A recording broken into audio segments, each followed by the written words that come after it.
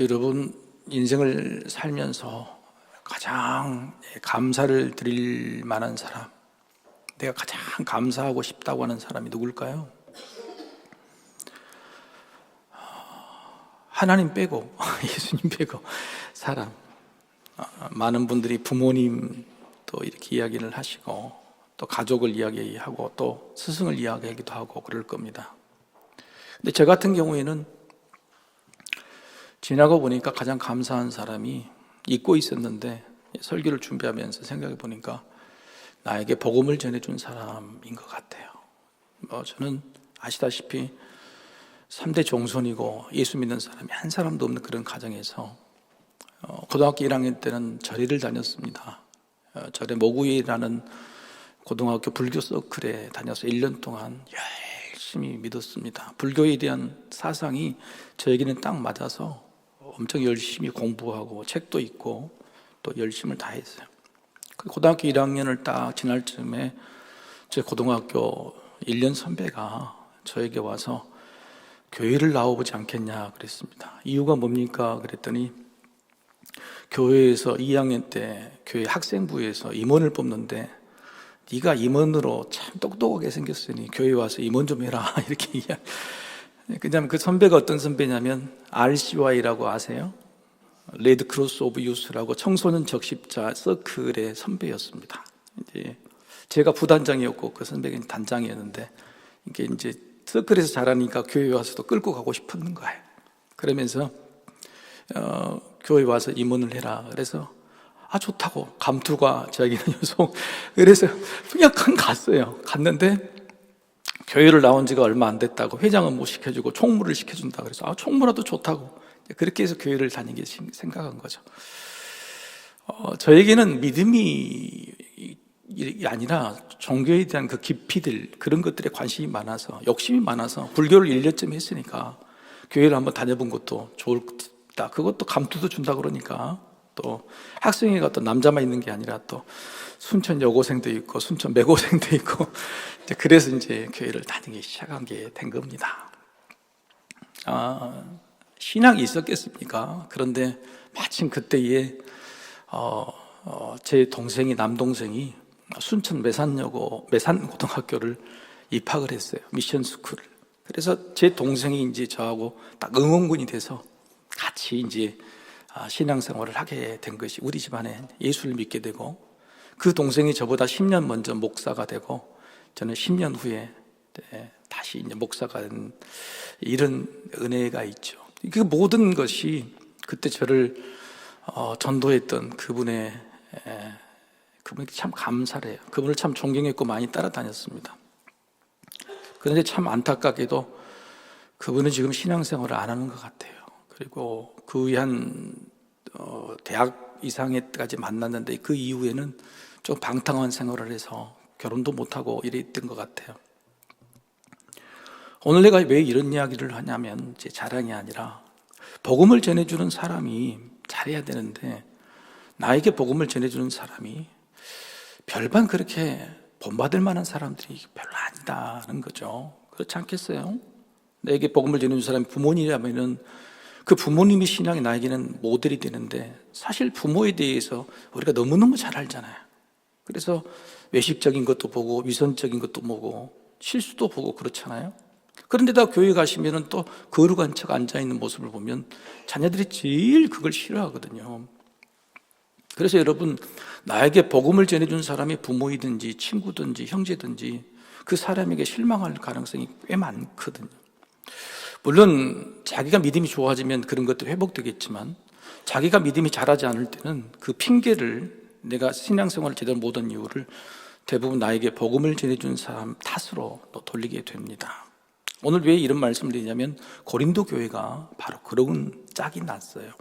사도 바울이 고린도 교회를 무려 1년 반 동안이나 아굴라와 브리스길라와 함께 예를 쓰고 사도 바울이 신앙 선교 시간 중에 1년 반이면 제일 많은 시간이거든요.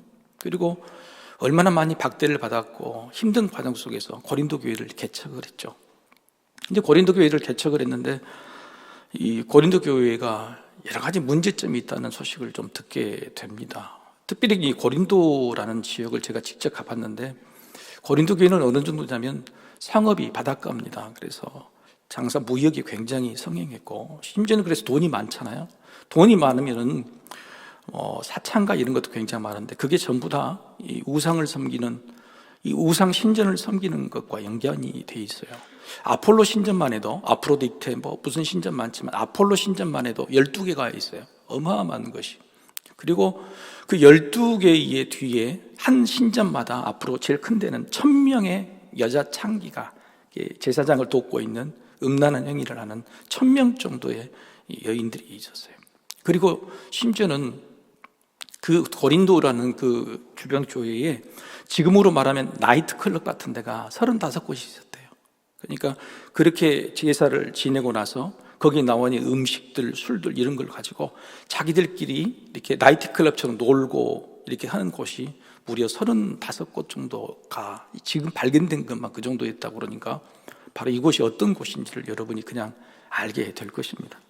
그래서 그 고린도라는 도시에서 먹는 음식들 중에 고기는요, 거의 다 우상 제물에, 신전만 해도 수십 개니까 우상 제물에 바쳐졌던 고기들이 시장으로 흘러나오는 거예요.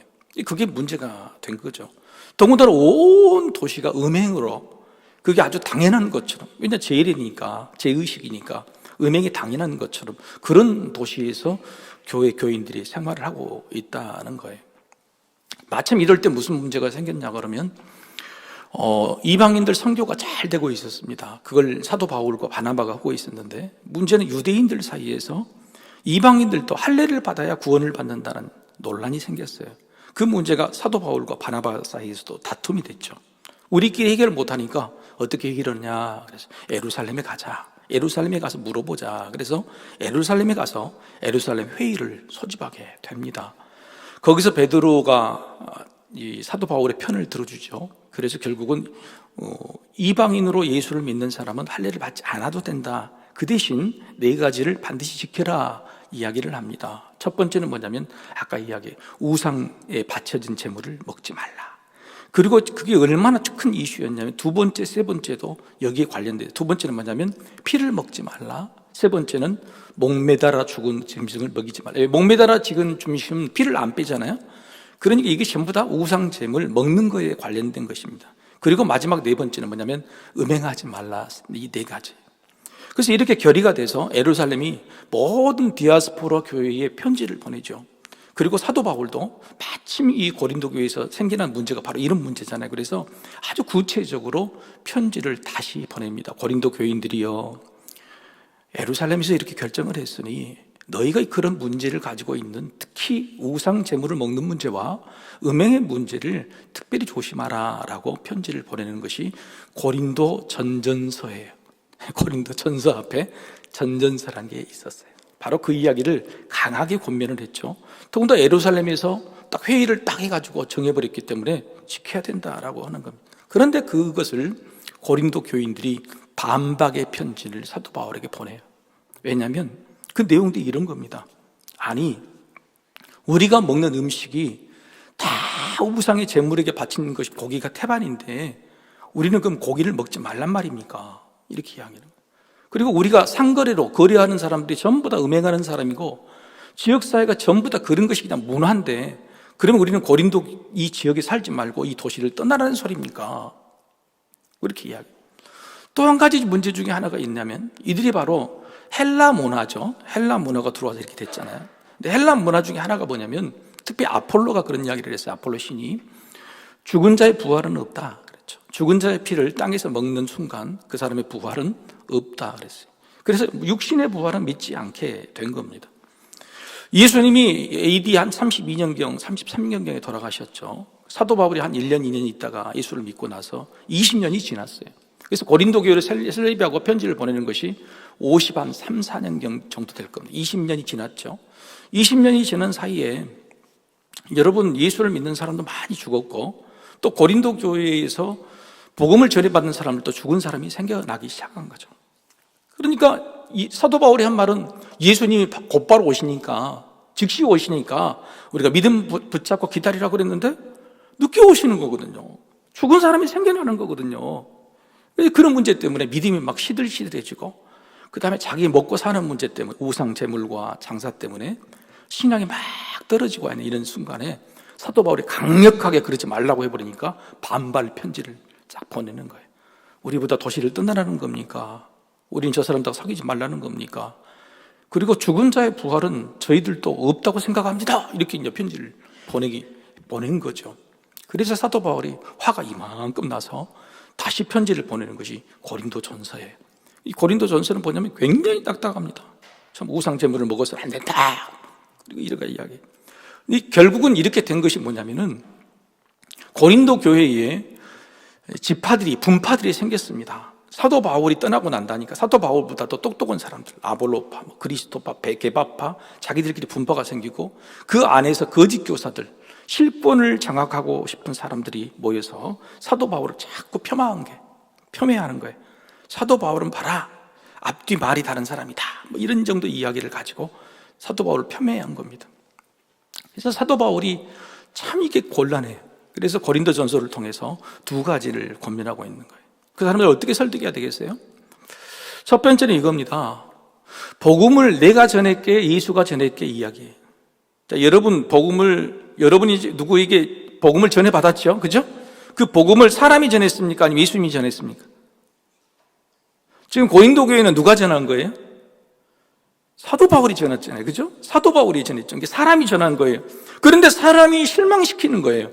이랬다 저랬다 말을. 왜냐하면 사도 바울이 예전에는 아까 그 의상 먹는 재물, 결혼 문제 이런 것들은 다른 말을 했었거든요. 근데 예루살렘 회의에서 결과가 바꿔졌어요. 그래서 다른 말을 하니까 사도 바울을 무시하게 된 거죠. 그래서 이 고린도 교인들이 실족하게 된 이유는 뭐냐면, 복음을 누가 전했다고 생각한 거예요? 사람이 전했다, 사도 바울이 전했다고 이야기한 겁니다. 그래서 사도 바울은 아니야, 복음은 사람이 전한 것이 아니고 예수님이 직접 전하신 거야. 그러면서 오늘 본문의 이야기를, 부활하신 예수님이 제자들에게 나타나시고, 심지어는 오늘 본문에 사도 바울만 기록하고 있는 독특한 말이 있냐면 500여 제자에게 나타났다. 이게 복음서에는 나타난 적이 없는 말이에요. 구전도로 들린 말이, 이게 뭔 말이냐면 500여 제자들, 그러니까 제자들을 몇 번 만나고 여자들을 만나고 수없이 만난 다음에 나중에 결정적으로 몇 명이에요? 500명. 여기 지금 몇 명이죠? 여러분, 우리 교회 본당에 가요, 꽉 들어차면 500명입니다. 딱 그런 생각이 나시죠? 이 많은 사람이 일시에 모이셨다는 거예요. 근데 이 사람들이 어중에 떠중이 아니고 전부 다 예수를 따르는. 그다음에 어떤 사람이겠어요? 끝까지 기다렸던 사람. 한번 따라해 봅시다. 끝까지 기다렸던 사람. 그렇죠. 끝까지 기다렸어요. 왜요? 지금 부활하는 예수님은요, 막 사람들에게 드러내놓고 부활을 보여주시는 거 아니에요. 지금 제자들만 조용히 만나고 계세요. 제자들만. 여인들을 만나고 제자들을 또 만나고 갈릴리 가서 만나고. 왜요? 조심스럽거든요, 지금은. 그런데 나중에 그렇게 하시다가 한 10일, 20일 지나 언제인지 모르겠지만 드디어 예수님께서 500명의 사람을 다 불러서, 그때까지 여러분 더마도 일주일을 못 참았잖아요. 그죠? 제자들도 열흘 정도도 못 참은 정도 사람인데, 그 500의 사람들은 예수님께 측근도 아니고 보장받은 사람도 아니고 그렇잖아요. 그런데 얼마나 많이 참았겠어요. 끝까지 주님은 부활하실 것이다. 또 듣는 소문이 있으니까 분명히 부활한 주님은 우리를 찾아줄 것이다. 그런 믿음을 가지고 끝까지 도망가지 않고 기다렸다가 모여라! 그럴 때 그냥 500명 선착순으로 탁 모였다는 거 아니에요. 그래서 그 사람들이 이제 복음을, 부활한 주님, 예수님 만나 직접 복음을 전해 들었다는 것이죠. 지금 사도 바울은 그 이야기를 하는 겁니다. 내가 복음을 전한 것이 아니고 주님이 나에게 복음 전한 것이고, 너희가 복음을 전해받는 것은 그래서 주님이 너에게 직접 전한 그런 권위 있는 것이지, 내가 뭘 들어서, 내가 뭘 만들어서, 내가 뭘 꾸며서 전한 거 아니야. 그래서 나를 보고 실망하지 말고 주님을 보고 복음에 대해서 확정하라, 견고히 믿으라고 이야기하는 거예요. 여러분, 그래서 저는 제 복음을 전한 그 형을 원망하지 않습니다. 예수님께서 그 형을 통해서 저에게 복음을 전해주셨기 때문에 얼마나 감사한지 몰라. 그 연도 너무너무 감사하고 고마워요. 두 번째, 사도 바울이 이야기하고 있는 것은 이겁니다. 내가 왜 변했을까? 이 이야기입니다. 내가 왜 변했을까? 내가 복음을 전해받았는데 내가 변하는 것은 사도들에게 변한 게 아니고 예수님이 다메섹 도상에서 나를 찾아오셨잖아. 나를 찾아오셨는데 내가 그거 보고 까무러쳐 죽는 줄 알았다. 뭘 보고 까무러쳐서 죽는 줄 알았을까요? 자, 사도 바울이 예수님을 십자가 돌아가시기 전에 만났을까요? 안 만났을까요? 몰랐을까요? 알았을까요? 계산이 안 되십니까? 사도 바울이 예수님 만났을 때가 30대 중반 정도 됐다고 그러죠. 그러니까 예수님하고 거의 나이가 똑같아요. 여러분, 예수님이 이게 활동했을 때도 사도 바울은 알고 있었습니다. 알고 있었어요. 알고 있었고, 예수님이 십자가에 돌아가시자마자 초대교회가 막 부흥하니 그때 사도 바울이 나서서 내가 교회를 숙청하겠습니다. 그때 스데반도 잡아 죽이고 모든 세상에 있는 교회들을 자기가, 그러니까 이 때를 만나서 자기가 세상을 잡으려고 득세하려고 했던 사람이 사도 바울이었어요. 그런 사도 바울이 다메섹 도상에서 죽었다고 생각하는, 죽어서 교회는 가짜라고 생각하는, 죽었다고 생각하는 예수 그리스도를 직접 눈으로 봐버린 거잖아요. 여러분, 부활하신 것이라는 것이 얼마나 기가 막힌 거예요. 죽었다가 부활하신 것, 그것만 봐도 이 사람이 했던 모든 말이 진짜구나, 이 사람은 사람이 아니고 하나님의 아들이구나 하는 것이 그냥 한순간에 그냥 깨달아지는 겁니다. 여러분, 부활이라는 것이요, 이렇게 고집세고 이렇게 악하고 스데반까지 죽였던 사람이고 세상의 득세를 위해서 교회를 쑥대밭으로 만들었던 그런 사람, 다메섹까지. 다메섹이면 다마스커스입니다. 예루살렘이 아니에요. 시리아예요. 시리아. 이 위쪽으로 올라갔는데 어마어마하게 떨어진 곳이, 거기까지도 말을 타고 사람들을 데리고 가서 교회를 숙청해버리려고 하는 사람이에요. 그런데 이렇게 강력한 고집이 있는 사도 바울을 그냥 다메섹 도상에서 부활한 주님 한번 보고 떨어져 나가버린 거예요. 여러분, 부활이라는 것이요, 이렇게 강력한 거예요. 사도 바울이 이렇게 말하는 겁니다. 나 같은 사람이 어떻게 갑자기 변화됐을까? 부활이라는 것이 그렇게 힘이 크다. 할렐루야. 부활이라는 것이 놀랍. 죽음을 이기고 다시 산다는 것이 세상의 그 어떤 것보다도 강력한 진리고 강력한 증거라는 사실을 이야기하고는. 그런데 믿음이라는 것이 부활의 전부인데, 사람이 변화되는 것이 믿음인데, 그리고 사람을 변화시킬 수 있는 가장 강력한 힘은 부활인데 너희들이 부활을 안 믿어야? 그렇죠. 고린도 교인들이 부활을 안 믿는다는 것을 구분해야 됩니다. 예수님의 부활은 믿었을까요? 안 믿었을까요? 믿었습니다. 예수님의 부활은 믿었어요. 그런데 누구의 부활을 안 믿었어요? 성도의 부활은 믿지 않았어요. 그리스도의 부활은 믿었는데 그리스도인의 부활은 믿지 않았어요. 왜요? 그리스도는 누구니까? 하나님이시니까. 근데 우리는 사람이니까. 그래서 죽은 자의 부활을 믿지 않으니 그게 다 연결이 된 겁니다. 고린도 교인들의 머릿속의 사상은요, 영이 없어요. 영이. 먹고 사는 문제, 아까 왔죠? 사도 바울 이야기에도 달라들잖아요. 왜? 우리 먹고 살려고 예수 믿어요. 아니, 먹고 살려고 예수 믿어요. 거기 천지가 다 우상에 바친 제물인데 그거 먹지 말라며. 무슨 재미로 살아요, 고기 안 먹으면.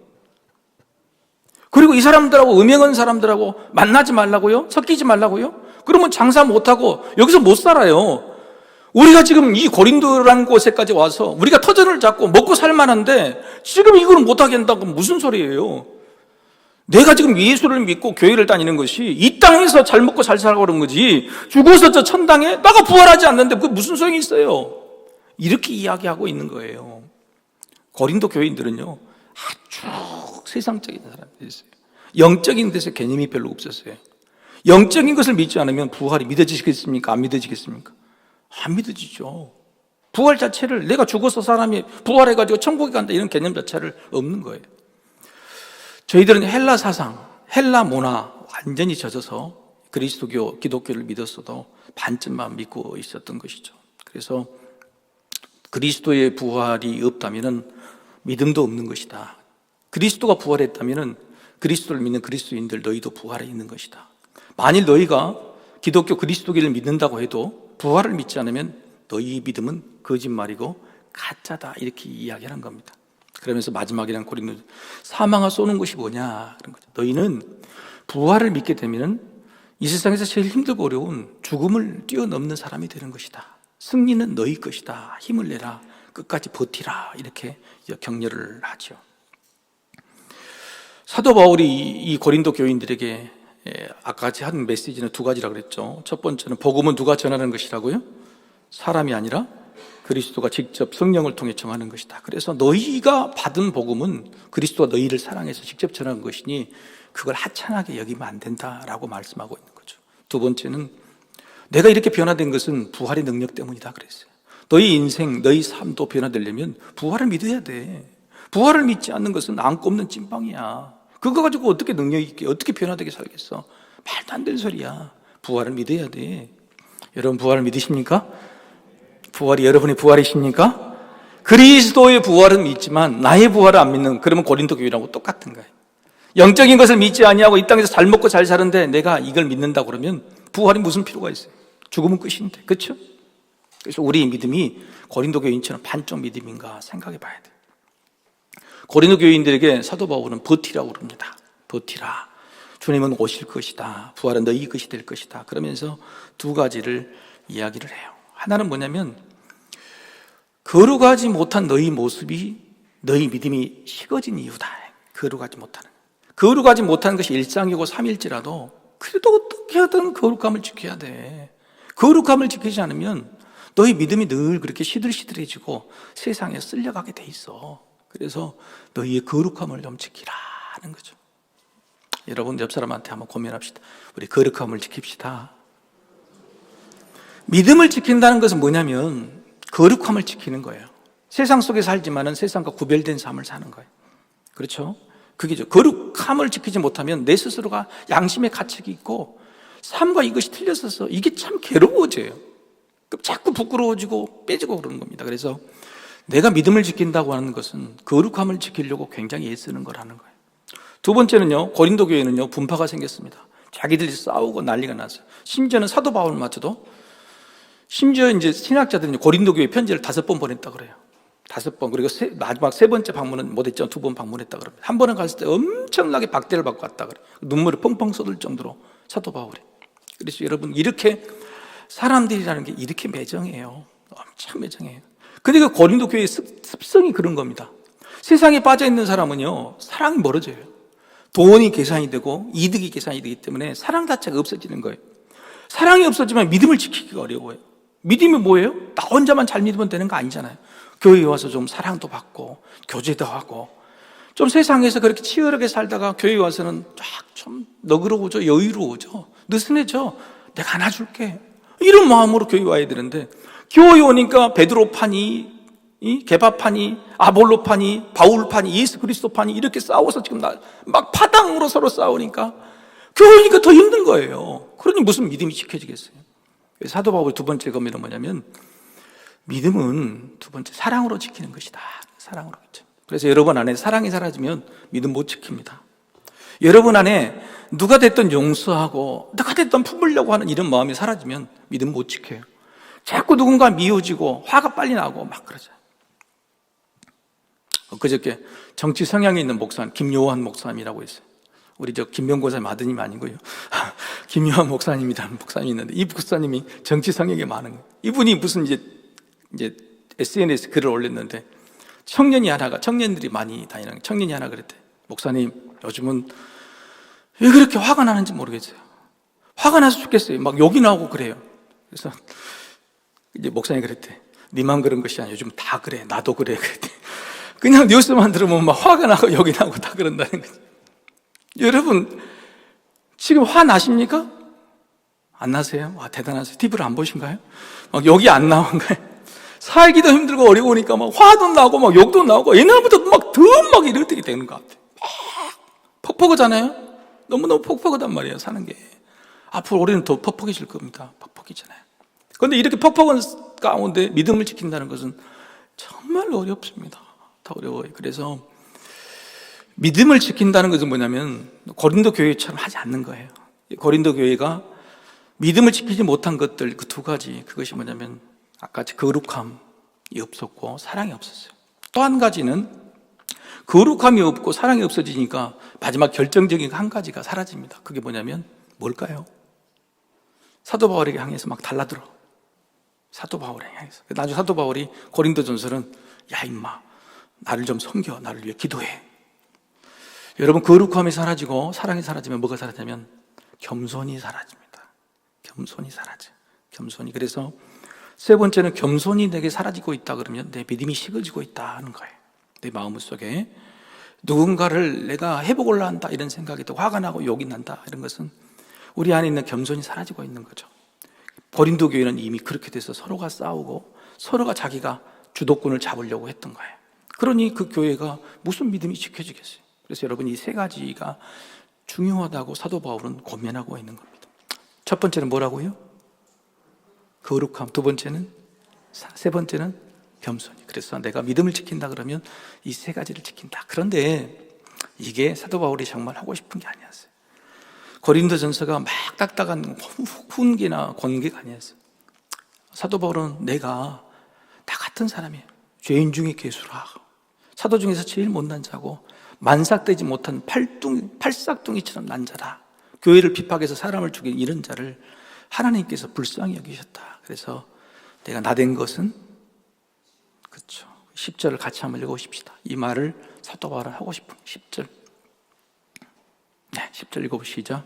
그러나 내가 나된 것은 하나님의 은혜로 된 것이니 내게 주신 그의 은혜가 헛되지 아니하여 내가 모든 사도보다 더 많이 수고하였으나 내가 한 것이 아니요 오직 나와 함께 하신 하나님의 은혜로라. 내가 나된 것은 하나님의 은혜라는 것이네. 내가 나된 것은 하나님의 은혜라.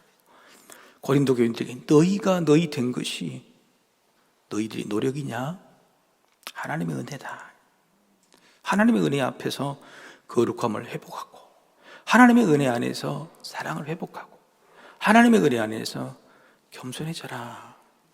하나님의 은혜를 내가 깨달아 알게 될 때에 그것들이 회복이 되고 그리고 믿음을 지킬 수 있는 것이다. 이렇게 이야기해요. 그래서 사도 바울이 오늘 고린도 교회에게 진짜로 전하고 싶은 것은 하나님의 은혜로 우리가 된 것이다 하는 거죠. 사랑하는 성도 여러분, 사도 바울은 오늘 내가 부활의 증인이 됐다고 말하고 있습니다. 사도 바울이 지식으로 증인이 된 게 아니에요. 교회 누군가가 전도해서 증인이 된 게 아닙니다. 부활의 능력, 부활의 주님, 부활 그 자체를 보았기 때문에 사도 바울이 변화가 되고 부활의 증인이 된 것이죠. 여러분, 우리도 주님의 부활이 고린도 교회처럼 주님의 부활만으로 끝나버리고 나의 부활이 되지 않는다면, 그리스도인의 부활이 되지 않는다면 부활이 무슨 능력이 있겠어요? 우리가 무슨 변화가 있겠어요? 우리에게 무슨 능력이 있고 무슨 거룩함이, 사랑, 겸손이 있겠어요? 없는 겁니다. 우리가 부활이 정리된다는 것은 부활의 강력한 힘을 붙들어야 돼요. 우리가 변화되고 싶고 우리가 뭔가 믿음을 지키고 싶고 사랑하고 거룩하고 싶으면 부활의 강력한 힘에는 없다는 거예요. 하나님의 은혜는요, 그리스도의 부활을 나의 부활로 만들어주신 은혜. 할렐루야. 그리스도 부활이 너도 부활할 수 있다고 말씀해 주신 거죠. 사도 바울 같이 사람을 죽인 너도 부활할 수 있어, 이렇게 말해 주신 거예요. 그게 하나님의 은혜라고 하는 겁니다. 사랑하는 성도 여러분, 그 부활의 능력이 나의 부활이 돼야 돼요. 하나님의 은혜로 여러분 반드시 그렇게 돼야 돼요. 그렇게 된다 그러면 여러분이 그 누군가에게 바로 부활의 복음을 전하고 싶은 감동과 열정들이 생겨나게 될 것입니다. 여러분 혹시 들어오실 때 이거 받으셨나요? 네, 이거 받으셨죠? 이쁘지요? 안 이뻐요? 이쁘죠? 이게 뭘까요? 이게 뭐죠? 카드. 그렇지, 없어져. 여러분 성탄절 카드는 막 엄청 많이 보내. 요즘 그것도 안 보낸가요? 막 카톡으로 보내더라고요. 그것 좀 보내지 마세요, 저한테. 성탄절 한 100통은 온 것 같아요. 이런 것이 좋아. 이런 거 보내, 이런 거. 예? 그냥 SNS에 해가지고 한 100사람한테 똑같은 거 보내. 그런 거 하지 말고. 응? 근데 여러분 한번 생각해 보세요. 성탄절 카드보다도 부활절 카드가 더 의미 있는 거 아니겠어요? 왜요? 우리 그리스도교 개신교는 주일이에요. 부활하신 주님을 섬기는 그런 종교예요. 그렇다면 예수님이 나신 날보다도 예수님이 부활하신 그날이 훨씬 더 중요한 거예요. 크리스마스는 1년 내내 크리스마스 캐롤 부르고 놀고 다니면서 부활절은 그냥 부활절 하루만 또 괴로워. 오늘도 부활을 말해야 되나 말해야 되나 그러잖아요. 그죠, 여러분? 오늘도 예수님 무덤 속에 있는 날인데, 그렇죠. 오늘 찬양팀도, 그렇죠. 오늘 부활 찬양을 불러야 되나, 고난주가, 헷갈릴 겁니다. 근데 그것은 우리의 착각이라. 그래서 이번 사순절 주제가 뭐였어요? 그렇죠. 십자가 이야기를 하지 않았어요. 나의 부활. 처음부터 우리는 부활이다. 우리는 1년 내내 부활을 가지고 살아야 돼. 1년 내내.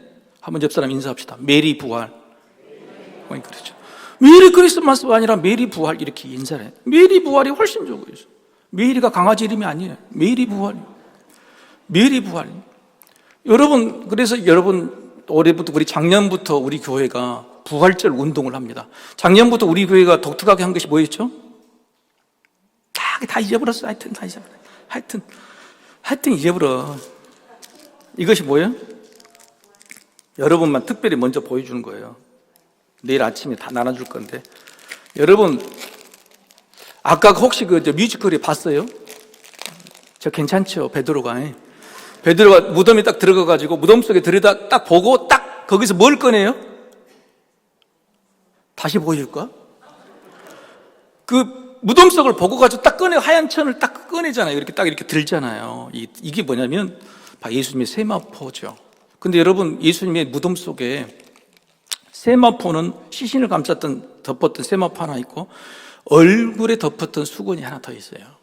그것이 요한복음에 나옵니다. 얼굴을 덮었던 수건이죠. 그래서 우리는 세마포만 신경 쓰지만은 우리는 주님의 얼굴을 덮었던 그 수건, 부활 수건, 할렐루야. 부활 수건을 우리 교회에서 최초로 만든 거예요, 작년에. 그래서 작년에 그 수건을 어떤 권사님은 세상에 자기 무릎 아파가지고 무릎에 놓고 기도를 했더니 무릎이 나았다고 그러더라고요. 왜 웃어요? 여러분, 부활이, 진짜 저한테 그러셨어요. 부활이 그 통증이 사라졌다고 그러셨어요. 그래서 올해는 작년에 하얀색을 했죠. 올해는 보라색, 원래 부활절 생각 보라색. 괜찮아지요? 네, 이거 처음으로 보여주는 거예요. 내일 나오셔야 받아요. 내일 나오시는. 내일 안 나오실 거죠? 내일 나오셔야 받습니다. 그래서 이 부활절 수건을 우리 교회에서 처음으로 한 것이고, 그 다음에 두 번째는 왜 크리스마스 카드만 해야 되냐? 매일이 부활인 것처럼 부활 카드도 좀 해야 되겠다. 그래서 이번에는 조금 우리 교육자들이 정성스럽게 안 맞는 것 같아. 하여튼 돈 아끼려고 해. 부활 카드를 살 수가 없어. 부활 카드가 없어요. 부활 카드가 시중에는 없어요. 그래서 우리가 만든 겁니다. 그래서 예수님 부활하셨네 카드에 이 뒤쪽에가 여러분이 부활 카드를 누구에게 보낼까? 그런데 여기다가 우표를 해서 붙이면은 다음 주나 가겠죠. 이제 부활 지난 다음에 가면 안 되니까 이것은 내가 직접 전할 사람에게만 내가 적는 겁니다. 그래서 오늘 집에 가시면 누구에게 줄 수 있을까? 아니면 오늘 가다가 아니면 내가 누구에게 줄 수 있을까? 그런 마음이죠. 부활 카드를 적으려고 했더니 시간이 너무 많이 걸렸어요. 그래서 오늘 나눠주신 부활 카드 한 장하고 그 다음에 가시면서 부활 카드가 또 있죠. 필요하신 만큼 한 장 내지 두 장을 가져가셔서 오늘 저녁에 여러분의 가족에게, 특히 같이 사는 사람에게 부활에 대한 소식, 부활의 능력, 부활에 대한 감사, 부활에 대한 축복들을 기록해서 여러분 자녀에게 엄마가 보내는 부활절 카드 이렇게 보낸다 그러면 얼마나 감동이 되겠어요? 그렇죠? 그래서 오늘 이 부활절 카드를 꼭 가져가시고 나가시면서도 한두 장을 더 가져가셔서 여러분이 그러신다 그러면 또 여기 우표 붙이면 안 가죠? 안 갈 겁니다. 직접 전해줘야 되겠습니다. 직접 전해주시고 여러분이 편지에 넣으시면 좋겠습니다. 그래서 이 부활 카드를 꼭 이용하시고 우리가 부활의 증인이 되는 거 두 가지죠. 손수건은 목사님이 몇 장 했죠? 800장이죠. 교회 학교까지. 그래서 많이 했으면 좋겠지만 손수건은 한 장씩만 가져가셔야 돼요. 여러분 하시고 꼭 드리고 싶은 사람한테 그걸 전해주시면 되고, 부활 카드는 여러분이 오늘 한 장, 두 장, 아니면 석 장까지 가져가도 될 것 같아요. 가져가셔서 꼭 정성스럽게 쓰셔서 특히 믿지 않는 사람, 믿음이 좀 식어가고 있는 사람, 고린도 교인 같은 사람에게 꼭 부활 카드를 정성스럽게 쓰시기를 바랍니다. 이 시간 함께 같이 찬양하겠습니다.